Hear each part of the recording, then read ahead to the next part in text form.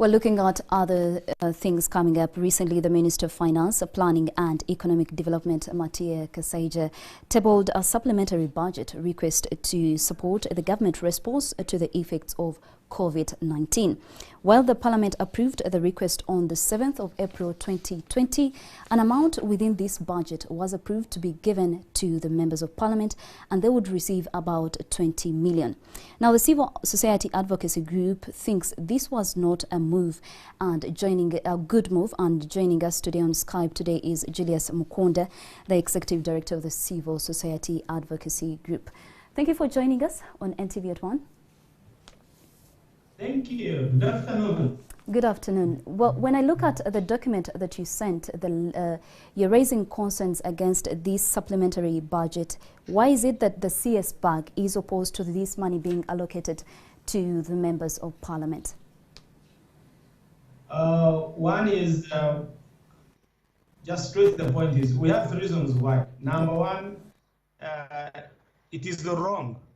Why is it wrong? It's wrong because by law, we know Parliament is supposed to appropriate according to the Constitution, Article 156. But Article 93 of the same Constitution bars Parliament from incurring a charge on the consolidated fund if a motion has not been drawn by the executive. So that motion for giving them 10 billion was not by the executive, it was by themselves. Number 2, it is wrong because we don't have money. We've just tabled a loan request in the Parliament of 1.7 trillion shillings so that we can fight the COVID-19.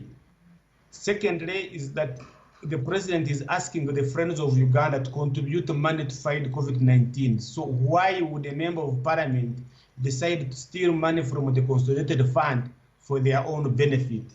And lastly, for us, it is morally wrong. In the times of crisis like this, for you think it is an opportunity to make money. This is not an opportunity, it is a war, it is a crisis. Every little resource we need must be taken to the Ministry of Health to fight the crisis. So it is wrong in all fronts. You already mentioned about the issue to do with seeing different private individuals coming forward to donate and support the government in regards to the fight of COVID-19. And like you said, 1.7 trillion loan request was tabled in Parliament. Where do you think exactly is this money coming from at a point where we think the government has insufficient funds to cater for the COVID-19 effects? I mean, you've said it nicely. We are borrowing because we don't have money. Even Uganda Revenue Authority has been making losses. It has not been hitting the target. What does that mean is that even the little money we are borrowing is going to end up in the pockets of MPs. It might not end up helping the ordinary person survive COVID-19. So, Parliament, in its wisdom right now, let us forget about the Parliament of yesterday. Let us pretend for one that this Parliament is thinking on behalf of Ugandans and stop this madness that we want this money returned back to the consolidated fund because we don't have enough money so this money can help us. We don't have money. This money that is going to be borrowed will end up being utilized by members of Parliament.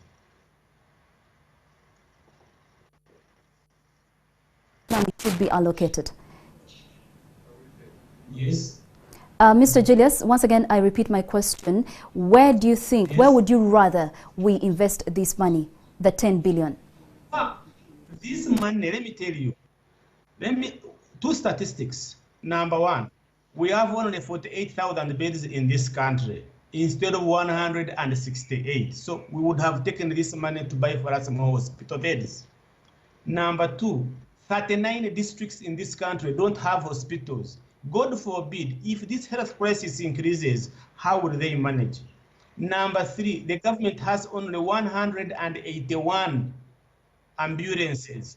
181 government ambulances. Forget about the private. This money would have gone there. But above all,